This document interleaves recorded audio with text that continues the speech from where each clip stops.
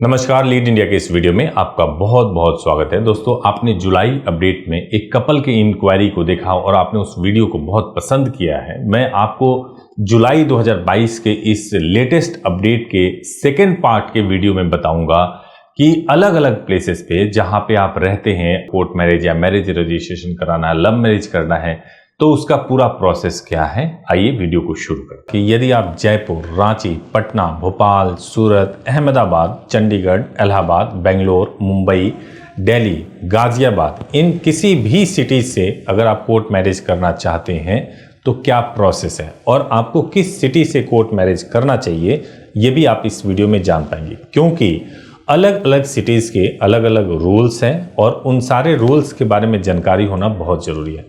सबसे पहले तो मैं आपको बताऊं कि चाहे आप किसी भी सिटी से कोर्ट मैरिज क्यों नहीं करना चाहते हैं, डॉक्यूमेंट्स ऑलमोस्ट सभी जगह सेम ही लगते हैं। तो डॉक्यूमेंट के बारे में ही मैं बता दूं तो लड़की की एज 18 वर्ष पूरी होनी चाहिए और लड़के की एज 21 वर्ष पूरी होनी चाहिए। और डॉक्यूमेंट में बर्थ प्रूफ के लिए देना होता है बर्थ सर्टिफिकेट या 10th की मार्कशीट या ड्राइविंग लाइसेंस। ये तीन चीज़ों को कंसिडर किया जाता है बर्थ प्रूफ के लिए। और आपको रेजिडेंस प्रूफ के लिए अपना आधार कार्ड देना होता है। आधार कार्ड ऑलमोस्ट सभी जगह मैंडेटरी होता है। और आईडी प्रूफ लगता है, चाहे आपका पैन कार्ड हो या वोटर आईडी हो या कोई भी एक आईडी प्रूफ, जैसे आप गवर्नमेंट सर्विस में हो। तो इन सभी सिटीज़ में ये डॉक्यूमेंट लगते हैं। और आपको मैं यह बता दूं कि ये जो मैं प्रोसेस बता रहा हूँ, ये कोर्ट मैरिज यानी जो कोर्ट से यानी गवर्नमेंट से मैरिज रजिस्टर्ड होकर के मिलते हैं उनके बारे में बता रहा हूं। और एक और बात मैं इसके साथ क्लियर कर दूं कि इन सभी सिटीज में से या इंडिया के किसी भी सिटीज में अगर आप सिर्फ और सिर्फ मंदिर में शादी करना चाहते हैं या आर्य समाज में या निकाह या आप अपने धर्म के हिसाब से शादी करना चाहते हैं, तो उसके वैलिडिटी के ऊपर सुप्रीम कोर्ट और हाई कोर्ट ने कई बार क्वेश्चन खड़ा किया है। क्योंकि एक कपल अगर शादी करते हैं तो उसमें पेरेंट्स यूजुअली शामिल नहीं होते। और अगर पेरेंट्स नहीं शामिल होते हैं उसके बाद से अगर यह मामला कोर्ट में पहुंच जाता है, जिसमें अगर आपने केवल रिचुअल्स परफॉर्म किया है, आप अपने धर्म के हिसाब से आपने शादी किया है, उस समय आपकी शादी को वैलिड कराना बहुत मुश्किल हो जाता है और कपल बहुत हद तक चांसेस होता है कि सेपरेट हो जाए। तो इसलिए कभी भी अगर आप लव मैरिज करने के बारे में सोच रहे हैं, कोर्ट मैरिज के बारे में सोच रहे हैं, तो ये जरूर सोचें कि आपकी शादी गवर्नमेंट से रजिस्टर्ड होनी चाहिए। गवर्नमेंट से रजिस्टर्ड होने का मतलब है कि या तो कोर्ट से रजिस्टर्ड होना चाहिए या नगर निगम से रजिस्टर्ड होना चाहिए, एमसीडी से रजिस्टर्ड होना चाहिए। जो भी प्रोविजन जिस स्टेट का हो गवर्नमेंट का, उसके हिसाब से आपकी मैरिज रजिस्टर्ड होनी जरूरी है अगर आप एक जेन्युइन लीगल कोर्ट मैरिज करना चाहते हैं। तो अब सवाल यह है कि एक कपल इन सिटीज में से जयपुर, रांची, पटना, भोपाल, सूरत, अहमदाबाद, चंडीगढ़, इलाहाबाद, बेंगलोर, मुंबई, दिल्ली, गाजियाबाद, इनमें से आप किसी भी सिटीज में हो सकते हैं और किसी भी सिटीज के बारे में आप सोच सकते हैं कि आप कैसे शादी कर सकते हैं। अब मैं आपको बताता हूं कि जयपुर में रूल है कि जयपुर में यदि कोई भी कपल शादी करना चाहते हैं तो उनकी शादी को वहां के नगर निगम के माध्यम से रजिस्टर्ड कराया जाता है। और नगर निगम से रजिस्टर्ड कराने के लिए पेरेंट्स की विटनेस होनी जरूरी होती है। और सेम कंडीशन यदि आप स्पेशल मैरिज एक्ट में करना चाहते हैं तो वहां पर भी यही है। यदि आप रांची में करना चाहते हैं तो रांची में भी स्पेशल मैरिज एक्ट में ही आपका मैरिज रजिस्टर्ड होता है। पटना में भी स्पेशल मैरिज एक्ट में ही रजिस्टर्ड होता है। जब भी मैं स्पेशल मैरिज एक्ट की बात करूं तो इसका मतलब ये हुआ कि आपकी शादी 30 दिनों में रजिस्टर्ड होगी और आपको 2 बार कोर्ट आना होगा और संभव है कि आपके घर पे नोटिस जाए। विटनेस फैमिली से हो भी सकते हैं या आपके फ्रेंड्स भी हो सकते हैं। यही सेम कंडीशन आपके भोपाल में भी है, सूरत में भी है, अहमदाबाद में भी है और चंडीगढ़ में तो एक बहुत इजी प्रोसेस एडॉप्ट किया है सबने।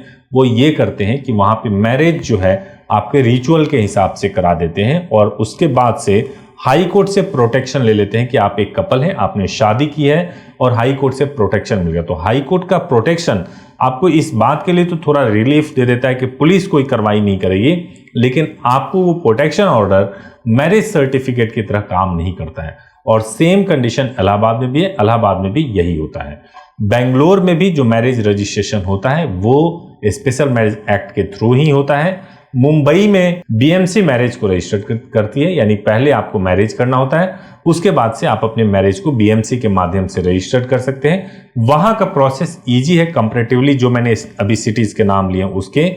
वहां पे ये प्रोसेस है कि आपने पहले दिन शादी किया, मेमोरेंडम ऑफ मैरिज आपको मिल गया बीएमसी के साइट से जो मिलता है, और उसके बाद से मैरिज आपकी रजिस्टर्ड होकर के 7 से 10 दिनों के अंदर आपको सर्टिफिकेट भी मिल जाता है। वहीं अगर मैं दिल्ली की बात करूं तो दिल्ली में भी आपका पहले दिन मैरिज हो सकता है और सेकेंड डे मैरिज का रजिस्ट्रेशन हो सकता है और सेकेंड डे ही आपको मैरिज का सर्टिफिकेट मिल सकता है। गाजियाबाद में आप पहले दिन ही मैरिज हो सकता है और पहले दिन ही मैरिज का रजिस्ट्रेशन हो सकता है, यानी सेम डे में मैरिज और मैरिज का रजिस्ट्रेशन करा करके आप कोर्ट का सर्टिफिकेट ले सकते हैं। तो ये लगभग सभी सिटीज जो पॉपुलर सिटीज हैं, जहां पे ज्यादातर कपल रहते हैं और सोचते हैं कि मैं कहां शादी कराऊं, तो ऑलमोस्ट एक क्लियरिटी मैंने आपको इसमें दे दी है कि आप कहां पे डिसाइड करें। अब आप कहां से शादी कर सकते हैं, ये सब कुछ डिपेंड करता है आपके सर्कमस्टांसेस के ऊपर। सर्कमस्टांसेस क्या है? पहला सर्कमस्टांसेस ये है कि आप अपने घर से जयपुर से दिल्ली ट्रेवल ही नहीं कर सकते, तो ऑब्वियसली जयपुर में करना होगा, लेकिन जयपुर में करने के लिए फैमिली विटनेस चाहिए, तो वो भी नहीं हो सकता। तो आपको ओवरऑल डिसाइड करना है कि इन सभी सिटीज से कहां करें तो बेहतर रहेगा। अगर आप मेरे सजेशन की बात करेंगे तो सजेशन मैं आपको ये दूंगा कि आप कहीं भी करो, किसी भी सिटी में करो, लेकिन कोर्ट से या गवर्नमेंट से अपने मैरिज को जरूर रजिस्टर्ड करवा लो। क्योंकि अगर आप गवर्नमेंट से नहीं रजिस्टर्ड करवाओगे, अगर आप कोर्ट से रजिस्टर्ड नहीं करवाओगे और केवल आर्य समाज में शादी कर रहे हो या आप अपने रिचुअल के हिसाब से शादी कर रहे हो और ये लव मैरिज है, तो बहुत ही मुश्किल है आपको सरवाइव करना। आपके खिलाफ डेफिनेटली एफआईआर या कंप्लेन हो सकता है अगर घर वाले चाहेंगे तो, और उसमें लड़के के परेशान होने की, इवन लड़की के भी परेशान होने की बहुत ज्यादा संभावनाएं होती है। अब अगर मैं प्रोसीजर की बात करूं, ये तो मैंने आपको बता दिया सिटीज के बारे में। अगर मैं प्रोसीजर की बात करूं तो प्रोसीजर मैंने एक्सप्लेन कर दिया है कि कैसे किस सिटीज में कैसे हो सकता है। डॉक्यूमेंट्स की बात अगर मैं करूं तो डॉक्यूमेंट मैंने आपको इस वीडियो में बताया है, शुरू में ही बता दिया कि डॉक्यूमेंट्स क्या लगेंगे। टाइम जहां तक सवाल है, आप 1 दिन से लेकर के 45 दिन के अंदर ऑलमोस्ट सभी सिटीज को मिला के देखें तो आप कोर्ट मैरिज कर सकते हैं। फीस की अगर मैं बात करूं तो अलग अलग सिटीज में मैरिज करने के अलग अलग फीस है।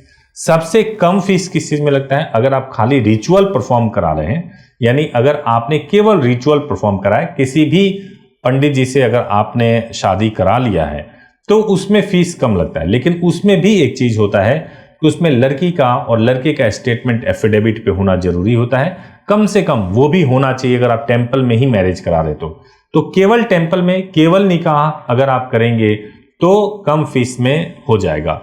लेकिन अगर आप मैरिज भी करेंगे, मैरिज का रजिस्ट्रेशन भी कराएंगे, अगर बिल्कुल प्रोफेशनल तरीके से, अच्छे तरीके से करेंगे, तो जो आप केवल टेंपल में या रिचुअल करते उससे ज्यादा फीस लगता है जब दोनों चीजें कराएंगे। तो अब आता है कि एग्जैक्ट क्या फीस लगता है। तो इसके लिए आपको हेल्पलाइन नंबर 8800444555 पे कॉल करना होगा और इस पे आप इंक्वायरी कर सकते सुबह 9 बजे से लेकर के शाम को 8 बजे तक, या फिर आप हमारी वेबसाइट leadindia.law पर विजिट भी कर सकते हैं। एक बहुत ही इंपॉर्टेंट सवाल आपके दिमाग में खटक रहा होगा कि मैं सब कुछ समझ गया, लेकिन फिर भी प्रोटेक्शन हो गया या फिर ट्रस्ट इश्यूज हो गया कि मैं किस पे ट्रस्ट करूं, इन सब चीजों के बारे में मैं कैसे बात करूं और कैसे समझूं।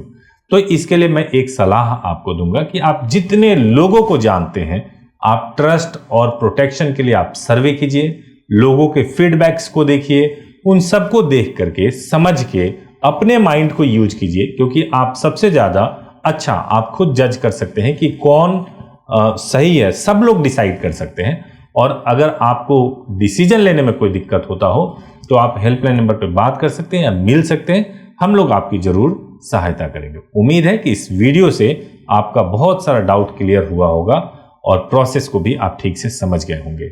अगर आप नए हैं तो आप जरूर कॉल कीजिए ताकि आपको पता चल सके कि हम लोग किस तरीके से सर्विसेज प्रोवाइड करते हैं। Thank you so much for watching this video. Thank you.